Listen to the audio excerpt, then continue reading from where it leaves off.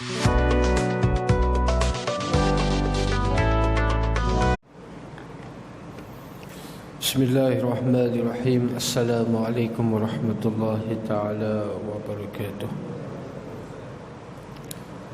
Alhamdulillahi rabbil alamin. Wassalatu wassalamu ala ashrafil anbiya'i wal mursalin Sayyidina Muhammadin wa ala alihi wa sahbihi ajma'in. Subhanaka la ilma lana illa ma 'allamtana innaka antal alimul hakim. Wa la hawla wa la quwwata illa billahil aliyyil azim. Rabbi shrah li sadri wa yassir li amri wahlul 'uqdatam min lisani yafqahu qawli. Muslimin dan muslimat yang dirahmati Allah Subhanahu wa taala, pada bicara yang lepas saya ada menyentuh tentang hadis. Sekadar pengulangan, pada siri yang lalu hadis daripada Maimunah radhiyallahu taala anha, zaujin Nabi sallallahu alaihi wasallam, anna fa'ratan waqa'at fi samnin فماتت فيه فسئل النبي صلى الله عليه وسلم عنها فقال ألقوها وما حولها وكلوا. Daripada Maimunah radhiyallahu taala anha, isteri Nabi sallallahu alaihi wasallam, menceritakan anna fa'ratan, ada tikus, waqa'at fi samnin famatat, ada seekor tikus yang telah jatuh di dalam lemak makanan, minyak lah, minyak yang diperbuat daripada lemak haiwan, jatuh di dalam bekas tersebut, lalu mati dalam bekas itu. Jadi apa yang berlaku? Fasu'ilan Nabi sallallahu alaihi wasallam, lalu ditanya kepada Rasulullah anha, tentang hal tersebut. Kerana Rasulullah masih hidup, maka tanya Rasulullah lah, tak tanya orang lain. Ini menunjukkan bahawa sahabat, sama ada isteri ataupun sahabat baginda, apa saja peristiwa yang berlaku, mereka akan refer kepada Nabi, mereka akan rujuk kepada Nabi. Maka zaman itu sudah berlalu, zaman itu dah habis. Maka tradisi ini perlu diteruskan lagi. Tradisi fas'alu ahla dzikri in kuntum la ta'lamun. Tradisi ini perlu dikekalkan. Apa dia? Bertanya kepada ahli dia. In kuntum la ta'lamun, kalau kamu tak tahu. Bertanya kepada ahli dia dalam apa jua bidang. Tanya dalam bab hukum akam, tanya orang yang arif dalam bab hukum akam. Dalam bab perubatan, tanya orang arif dalam bab tu. Dalam bab begini, tanya dia. Dalam bab itu, tanya orang ni. Masing-masing ada kelebihan, masing-masing ada kepakaran. Ustaz-ustaz pun dia bukan Nabi, semua benda dia nak jawab, kan? Dia jawab bidang dia lah. Ini jangan masalah beras naik pun dia pergi tanya ustaz. Macam mana? Dia bukan pakar ekonomi. Ini kena, ini antum a'lamu bi umuri dunyakum. Nabi SAW sebut apa? Awak lebih tahu, kamu lebih tahu, kalian lebih tahu urusan berkaitan dengan dunia kamu. Maka urus sendiri. Ada ahli dia yang layak. Zaman Nabi dulu boleh lah, semua benda mengadu kepada Nabi. Hatta melibatkan rumah tangga, melibatkan apa, semua isu mereka akan refer kepada Rasulullah. Sebab Nabi penyelesai masalah umat. Tapi sekarang ni, orang yang pakar, kalau dia pakar lah, satu bidang dia, bidang dia belajar ya, Bukan pakar sebab boleh semua benda nak pergi tanya dia, kan? Dia bukan Nabi. Maka sebab itu Allah sebut apa? Fas'alu ahla dzikri. Tanyalah orang yang arif dalam sesuatu bidang. In kuntum la ta'lamun, kalau kamu tak tahu. Tapi masalah tradisi ni saya sebut perlu dikekalkan. Sebab Nabi kata apa? Innal anbiya, para nabi itu la yurasuna dinaran wala dirham. Mereka tidak meninggalkan emas ataupun perak, tapi mereka meninggalkan ilmu. Kemudian Nabi sebut al-ulama warasatul anbiya. Ulama ni menerima harta pusaka daripada para nabi. Pusaka apa dia? Ilmu. Katanya. Jadi sebab tu tradisi perlu diteruskan. Jangan buat pandai-pandai dalam bab yang kita tak tahu. Ini bala ataupun musibah. Hadis ni sebut apa? Fasu'ilan Nabi sallallahu alaihi wasallam. Saya sebut contoh lain. Ni sedingan contoh lain. Orang ni bukan hanya bab hukum hakam saja mereka tiru dan ikut cakap Nabi. Cara Nabi cedok lauk pun tiru. Siapa dia? Anas bin Malik. Contoh, Anas bin Malik dia tahu Nabi suka makan labu. Labu air. Bukan labu kuning tu. Bukan pumpkin, labu air. Nabi suka makan. Kemudian Anas dijemput untuk menghadiri kenduri jamuan. Dihidangkan labu. Dia suka sebab ini kegemaran Rasulullah. Lepas tu dia cedok lauk, bukan main lama lagi. Bukan cedok lauk, dia cedok labu tu. Labu tu buat sup kan. Okay, dia ada kuah. Cedok pusing, baru angkat. Padahal nampak tu terus angkat lah. Betul? Macam kita cedok lauk, dah nampak lauk tu terus angkat lah. Kacau apa lagi. Tapi agak-agak kenapa orang kacau? Kita nak cedok makanan yang berkuah, terus cedok lah. Kita kacau dulu, bagi dia sebati. Pusing. Orang tanya Anas, kenapa buat macam ni? Saya tengok Nabi buat macam ni. Takkan Nabi nak buat benda yang sia-sia? Ini mentaliti sahabat Nabi. Maksudnya mereka tanamkan dalam diri mereka apa dia? Nabi sama sekali tidak akan buat benda yang tak ada faedah. Mesti ada hikmah. Tahu ataupun tak tahu, buat je. Tapi kita buat banyak yang tak berfaedah. Nampak? Yang kita buat banyak yang tak faedah, yang sia-sia. Maka di sini baru betul yang mana Tuhan sebut, in kuntum tuhibbunallaha fattabi'uni. Kalau kamu mendakwa dan mengaku kamu sayang kepada Allah, fattabi'uni, ikut aku. Nampak? Dalam Ali Imran, ikut aku, yuhibbukumullah. Tuhan sayang kamu. Sebab apa? Kamu ikut aku. Ikut Nabi menyebabkan, membawa kepada mendapat rahmat dan kasih sayang Allah Subhanahu Wa Taala. Dari apa sudut? Hukum hakam, kekeluargaan, bab sosial, bab muamalat, bab apa saja pentadbiran, ikut Nabi sallallahu alaihi wasallam.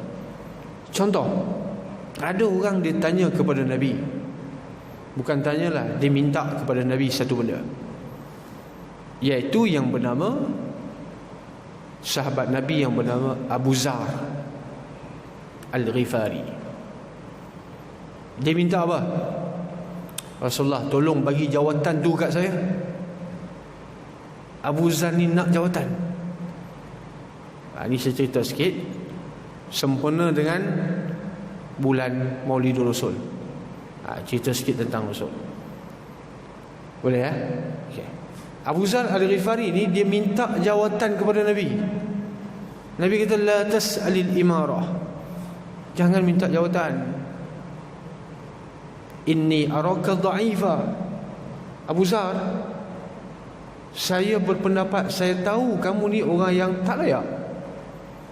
Cakap direct ya. Nabi ni adalah seorang manusia yang kenal hati perut setiap sahabat dia. Awak perangai macam mana, semua Nabi tahu. Setiap orang sahabat Nabi SAW ni, sikap dia macam mana, perangai dia macam mana, akhlak dia, semua Nabi tahu. Maka Nabi kata kepada Abu Zar, awak tak layak. Sambil memegang bahu Abu Zar, Nabi kata apa? Tapi saya sayang awak Abu Zar. Sebab saya sayang tu saya tak bagi. Adakah sayang mesti kena bagi semua benda? Sayang anak, anak minta apa pun dia bagi semua benda? Tak, itu bukan cara dia. Bagi mengikut apa yang dia perlu, bukan apa yang dia nak. Betul? Apa yang dia perlu, bukan apa yang dia nak. Kalau nak macam-macam orang nak, tapi kita sebagai orang tua tengok, tak perlu, benda ni boleh merosakkan dia. Begitu juga Nabi SAW. Nabi kata, Abu Zar, awak tak layak untuk dapat jawatan tersebut. Tapi saya sayang awak. Sebab sayang itulah saya tak bagi. Kerana jawatan ini adalah amanah. Bila awak minta, kalau diberikan kepada awak, maka awak tidak akan dibantu oleh Allah Subhanahu Wa Taala dalam pengurusan pentadbiran itu. Dan kalau kamu tak minta tapi diberikan kepada kamu, Tuhan akan tolong kamu. Ini Nabi beri nasihat kepada Abu Zar dan Samurah, Abdul Rahman bin Samurah, dua orang sahabat Nabi dalam sejarah ni yang minta jawatan. Okey. Lepas tu Abu Zar ni ada kisah menarik dia. Abu Zar ni dia pernah menyertai perang Tabuk. Pernah menyertai peperangan Tabuk bersama dengan Nabi SAW pada tahun 9 Hijrah. Perang Tabuk ni adalah siri peperangan terakhir yang disertai oleh Nabi. Sebab perang ini berlaku, peristiwa ini berlaku pada tahun 9, dirakamkan dalam surah At-Taubah. Tahun 9. Tahun depan, tahun ke-10, Rasulullah wafat. Maksudnya perang terakhir, siri perang terakhir, iaitu Tabuk. Abu Zar ni dia turut serta. Tapi dalam rombongan perang Tabuk, perang Tabuk ni 30,000 umat Islam, tentera 30,000. Dalam 30,000 ni, dalam ekspedisi untuk pergi ke Tabuk yang jaraknya beratus kilometer, Abu Zar tertinggal di belakang. Dia paling last, tinggal jauh, beratus kilometer kena tinggal. Sebab dia naik unta yang tua. Biasalah tua-tua ni kan, tak larat, jalan pun slow, kena tinggal. Unta tua tak larat, kena tinggal jauh ke belakang. Bila tinggal jauh ke belakang, ada sahabat yang mengadu kepada Nabi, Rasulullah, ada satu orang tertinggal di belakang. Nabi kata, kita teruskan perjalanan. Takkan dengan sebab seorang kita nak abaikan 30,000. Takkan sebab seorang kita kena tunggu. Lalu orang bagi tahu, Rasulullah, orang itu adalah Abu Zar. Nabi kata, rahimallahu Abu Zar, Allah merahmati Abu Zar, saya kenal dia. Nanti dia sampai. Tu sampai tahap tu Nabi kata, saya kenal Abu Zar, nanti dia sampai. Okey, dah teruskan perjalanan. Kemudian singgah untuk bermalam di satu tempat. Abu Zar ni tah di mana-mana, berapa ratus kilometer ke belakang. Apa yang dilakukan oleh Abu Zar Ghifari? Dia turun daripada unta dia. Barang-barang yang dibawa atas unta tu dipikulnya, berjalan kaki pergi kejar rombongan. Bukan patah balik, tak patah balik, kejar rombongan. Keesokan hari, waktu tengah hari, di padang pasir, biasalah akan nampak kelibat macam bayang-bayang panas kan. Ada orang bagi tahu, wahai Rasulullah, kami nampak macam ada orang jalan kaki ya. Daripada jauh ni nampak macam ada orang jalan kaki datang kepada kita. Sampai dekat, Abu Zar. Lalu bagi tahu kepada Nabi, Abu Zar. Lalu kata Nabi, itulah Abu Zar. Allah merahmati Abu Zar, yamshi wahdahu, jalan kaki seorang-seorang, wa yamutu wahdah, kelak akan meninggal seorang-seorang. Dalam sejarah memang Abu Zar meninggal seorang diri. Ditempatkan sekarang ni, kalau di Saudi dia ada satu nama, di timur Saudi ada satu tempat nama dia Ribzah. Ribzah ni dikenali sekarang ni the city of Abu Zar. Dulu padang pasir tak ada apa, tandus. Sekarang ni jadi bandar. Bandar sempena dengan nama Abu Zar, dia panggil the city of Abu Zar. Mati situ seorang diri. Ini menunjukkan bahawa Abu Zar ni seorang yang tidak patah semangat. Seorang-seorang pun dia jalan juga, dia hadap juga seorang. Kita kalau kena tinggal jauh tu mengajuk, patah balik lah. Tak ada masa nak jalan kaki lah, patah balik. Tapi Abu Zar sifat dia yang kental. Nabi, ada dua benda yang boleh kita ambil daripada kisah ni. Yang pertama, Abu Zar walaupun dia kuat semangat, walaupun dia orang hebat, tapi bab jawatan Nabi kata awak tak layak. Awak tak boleh jadi ketua walaupun kepada dua orang. Awak tak boleh jadi ketua walaupun pada dua orang, apatah lagi melibatkan orang ramai. Nampak? Ini menunjukkan apa? Nabi akan beri sesuatu itu kepada ahli dia, kepada orang yang berhak untuk dapat jawatan tersebut. Sebab itu saya sebutkan tadi, setiap ilmu dia ada bidang dia. Setiap ilmu, setiap pekerjaan, setiap apa jua benda, dia ada ahli dia. Apa jua profession, dia ada ahli dia. Yang kedua, Nabi SAW mengenal sahabat lebih daripada seorang suami mengenal isteri, lebih daripada seorang anak mengenal ayah dia. Itulah Nabi SAW. Begitu juga yang disebutkan dalam Quran, Yahudi kenal Nabi lebih daripada Yahudi kenal anak dia sendiri lagi. Dalam Al-Baqarah Tuhan sebut, ya'rifunahu kama ya'rifuna abna'ahum. Orang Yahudi yang berada di Madinah, mereka lebih mengenali Nabi berbanding anak mereka sendiri. Bagaimana boleh jadi begitu? Sebelum anak kita dilahirkan, kita tahu sifat dia macam mana? Tak tahu. Sebelum anak kita dilahirkan, kita tahu bagaimana sifat dia? Tak tahu. Tapi sebelum Nabi dilahirkan, sudah dituliskan sifat Nabi di dalam kitab mereka, iaitu Taurat. Mereka baca, mereka kenal satu persatu fizikal Nabi dan sebagainya. Tapi bila tak nak, ni tak nak juga. Bila tak beriman, ni tak beriman juga. Baik, itu adalah kisah Abu Zar Al-Ghifari yang berasal daripada kabilah Bani Ghifar. Abu Zar ni kenapa rupanya dalam hadis tak disebutkan kenapa dia tak layak, tetapi disyarahkan, dihuraikan oleh ulama yang bernama Az-Zahabi. Dia mengatakan Abu Zar ni adalah seorang yang zuhud. Zuhud dengan maksud apa dia? Dia tinggal semua benda, kosong, harta-harta dia semua dia bagi dekat orang. Dia bawa diri pergi ke tempat yang saya sebut tadi, nama dia Ribzah.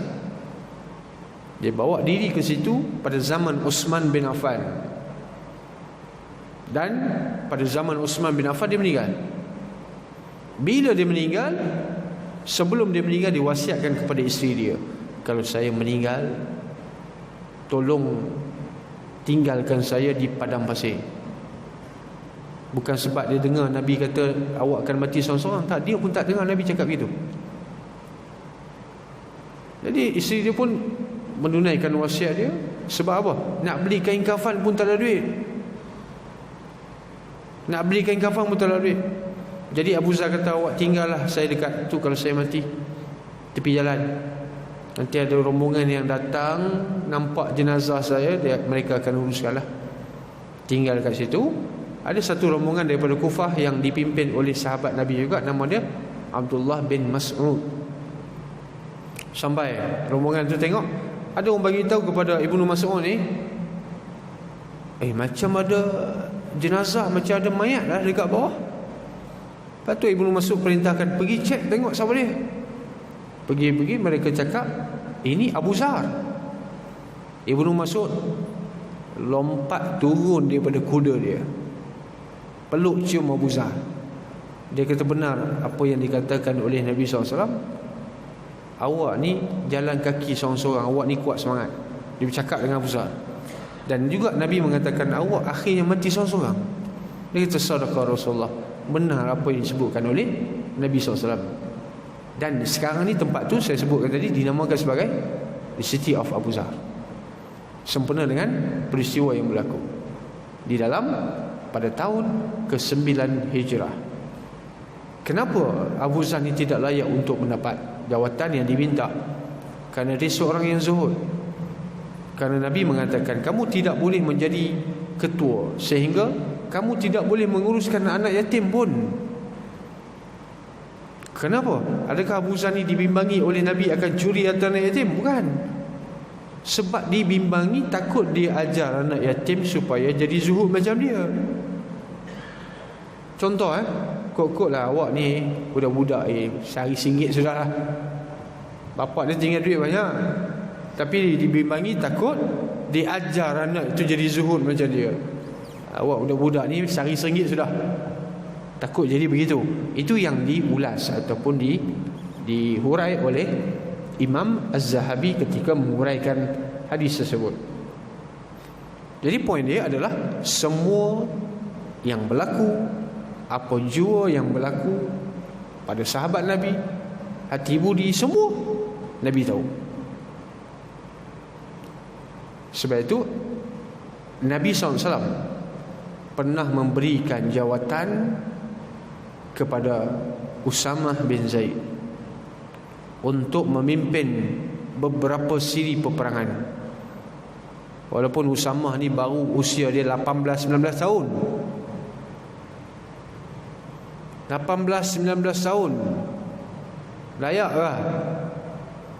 Budak-budak sekarang 18 tahun tahu apa?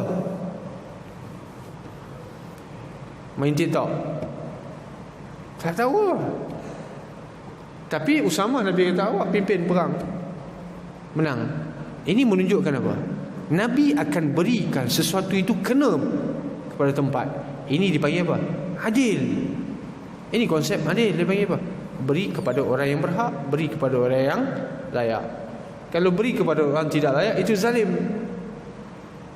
Macam mana beri kepada orang yang tidak layak sedangkan menafi orang yang layak? Itu dipanggil zalim. Saya contoh, saya apply kerja, minta hantar resume apa semua, bagi, tak dapat. Sepatutnya kalau ikut kan, memang saya layak untuk dapat lah. Dengan syarat-syarat yang diminta, kriteria tu memang saya lebih daripada cukup lah. Tapi tak dapat. Orang lain yang tak lulus SPM pun dapat. Contoh, yang dapat jawatan tu yang tak lulus SPM. Contoh, rupa bila siasat, okey, bos ni bapak saudara dia. Oh, patutlah pun. Tengok bos itu adalah pakcik dia. Ini benda ni bukan baru, benda ni lama dah. Zaman Nabi dah ada benda-benda macam ni. Saya tu Nabi marah. Apa dia? Kita panggil istilahnya apa? Pakai kabel lah. Kan? Ada orang dalam pakai kabel. Okey, dia pakai kabel dia boleh lah. Jadi Usamah pun pernah juga berlaku kes macam ni. Orang cuba nak menggunakan Usamah bin Zaid sebagai orang dalam untuk bincang dengan Nabi supaya tutup kes. Sepatutnya kes itu diambil, dipotong tangan. Kes mencuri, bangsawan mencuri. Ada bangsawan ni nama dia Fatimah juga, daripada Bani Makhzumi. Saya pernah cerita sebelum ni, daripada Bani Makhzumi, mencuri. Bincang macam mana ni ya? Kalau Nabi tahu benda ni, masalah kita, malu keluarga kita. Bincang punya bincang, Apa kata kita panggil Usamah bin Zaid? Usamah ni Nabi sayang kepada dia. Kok lah Usamah ni boleh slow talk dengan Nabi, gugur kes. Tu mereka nak guna dia. Usamah ni pula dia kata okey, boleh, saya akan sembang dengan Nabi. Bila saja dia bagi tahu benda tu kepada Nabi, Nabi marah dia. Usamah ni kena marah. Kena marah. Nabi kata kepada Usamah, ya Usamah bin Zaid. Ini biasalah orang kita pun macam ni lah. Kalau marah ni dia akan panggil nama penuh. Mak macam ni lah. Bila marah anak tu panggil nama penuh. Nabi panggil nama penuh Usamah. Usamah bin Zaid, adakah kamu nak bebaskan orang yang layak untuk dapat hukuman? Allah Subhanahu Wa Taala pernah melaknat orang-orang Yahudi dulu sebab kes macam awak lah. Bila orang tu buat salah tapi orang tu orang VIP, bebas. Kalau orang tu buat salah, orang tu orang kampung biasa, tak ada apa, dikenakan tindakan. Itu tak adil. Nabi kata lepas tu, "Lau anna Fatimah binti Muhammadin sarqat laqata'tu yadaha." Kalau Fatimah binti Muhammad curi, aku potong tangan dia sendiri, anak aku. Kalau dia curi, sabit kesalahan, cukup syarat, aku ambil tindakan. Ini panggil apa? Telus, adil. Baik, berbalik kepada hadis tadi. Jauh kita pusing tu. Berbalik kepada hadis tadi, mereka tanya Nabi dalam semua aspek. Semua hal-hal yang berkaitan rumah tangga, apa sajalah, tanya kepada Rasulullah. Sehingga ada satu kes ya, saya cerita, orang yang sakit cari Nabi juga. Nabi bukan doktor. Ada seorang ni mata dia terkeluar dalam perang, dia tak mati, mata terkeluar, dia tak mati, dia sakit je. Bawa jumpa Nabi, Nabi masukkan balik mata dia, Nabi sembuh, alhamdulillah. Ada yang luka, Nabi ambil air liur. Ini hadis Muslim. Nabi ambil air liur, basahkan jari dengan air liur, letak dekat tanah di Madinah, kemudian sapu kepada luka itu, sembuh. Nabi bukan doktor. Tapi kenapa benda-benda macam tu pun refer kepada Nabi? Ini menunjukkan bahawa Rasulullah SAW ni adalah panduan. Rasulullah ni adalah rujukan dalam semua bidang. Sebab tu kita kata, awak nak pakai Islam ni pakai part yang mana? Semua. Jangan bab ibadat saja nak Islam, tapi bab pentadbiran, bab pemerintahan, bab makan, bab pakai, bab muamalat sosial dan sebagainya, awak tak nak. Kadang setengah orang faham begitu, Islam hanya di masjid. Luar daripada masjid, tak payah cakap tentang Islam. Luar ni kita bebas. Islam ada di masjid, ritual di masjid saja. Ini jaga fahaman begini. Baik, ditanya kepada Nabi pada hadis Maimunah tadi tentang tikus tadi ni. Lalu kata Nabi SAW, alquha, buang tikus tu, wa ma haulaha, dan buang sekeliling minyak yang kena tikus. Wa kulu, dan makanlah. Bukan makan tikus tu. Makan yang baki minyak lagi tu masih boleh digunakan, jangan buang berbazir. Bila Nabi suruh makan, itu tandanya tidak najis. Dan bila tidak najis, halal untuk dijual beli, halal untuk dimakan, halal jual beli. Saya tak lalulah, gelilah nak makan, itu awak punya pasal. Geli ke apakah, itu bukan hukum. Hukum is hukum lah, halal-halal lah. Bukan halal tu boleh jadi haram. Contoh saya sebut, adakah halal boleh jadi haram dengan sebab kita tak lalu nak makan? Tak kan? Kalau halal jadi haram sebab kita tak lalu, ini perangai Yahudi. Macam mana boleh jadi perangai Yahudi? Mereka menghalalkan yang haram, mereka mengharamkan yang halal. Yang halal mereka kata haram, yang haram mereka kata halal. Tukar hukum macam tu saja. Jadi dalam konteks minyak tadi ni yang beku, Nabi kata buang, dan sekeliling yang kena kesan dia tu buang, yang lain boleh makan. Kalau minyak itu, kalau sesuatu makanan itu pejal, kalau dia beku, kalau dia keras, kalau jatuh dalam minyak yang cair, buang ke semuanya, tak boleh makan lagi. Sebab sifatnya cair, dia meresap, dia menyerap semua ke dalam isi ketemu ke dalam minyak tersebut. Ini sama juga saya ulas dulu tentang apa? Hadis lalat. Sama kan? Hadis lalat. Okey, tak perlu diulang lagi. Baik. Emosi, perasaan, itu sifat dia berubah. Betul? Bolehkah kita menjadikan apa yang dalam hati kita, selera kita, perasaan kita, emosi kita, keinginan kita itu sebagai penetapan bagi hukum? Tak boleh. Tapi contoh dalam ayat Allah Subhanahu wa taala, kita mesti pernah dengar ayat ni. Tuhan kata apa? La tahzan, la takhaf wa la tahzan. Jangan takut, jangan sedih. Takkan sedih pun tak boleh. Tuhan kata jangan sedih kan? Habis kalau sedih juga, apa jadi? Dosa ke? Sebab langgar hukum Tuhan. Tuhan kata jangan sedih, tapi kita sedih juga. Tuhan tidak melarang sesuatu yang merupakan fitrah manusia. Allah Subhanahu wa taala tidak melarang benda yang memang fitrah manusia. Nak larang apanya? Memang itu sifat naluri seorang manusia sedih. Nabi juga sedih, takkan Nabi buat dosa? Maka yang ayat yang mengatakan jangan sedih itu adalah jangan sebab kamu sedih itu kamu sedih yang menatijahkan benda lain. Sebab itu Tuhan kata jangan sedih. Bila kamu sedih akan menatijahkan apa? Boleh jadi kamu putus asa, boleh kamu tak yakin dengan Tuhan, boleh jadi lebih tahap melampau, boleh jadi kamu bunuh diri. Itu sebenarnya Quran nak bagi tahu. Jangan sampai kesedihan itu membuatkan kamu putus asa. Maka apa saja yang berkaitan dengan hati, maka tidak ada hukum. Tidak ada hukum. Saya sebut dah sebelum ni tentang surah An-Nisa. Surah An-Nisa ada satu ayat.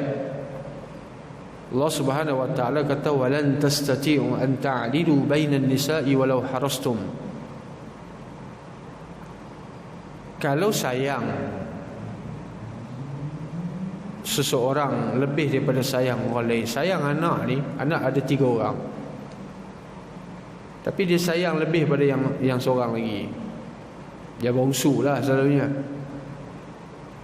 Adakah ibu tersebut dianggap tidak adil? Bolehkah panggil tak adil? Tak boleh. Sebab bab hati ni tak ada kesalahan.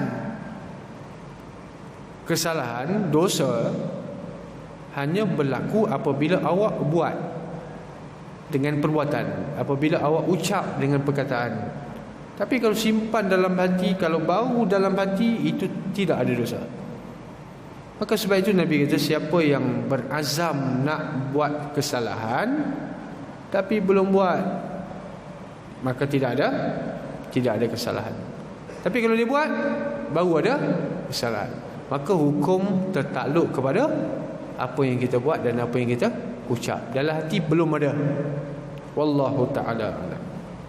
Bismillahirrahmanirrahim. Allahumma atina rahmatan min 'indika wa 'allimna min ladunka 'ilman. Rabbana atina fid dunya hasanah wa fil akhirati hasanah wa qina adzabannar. Sallallahu alaihi wa sallam. Alhamdulillahirabbil alamin.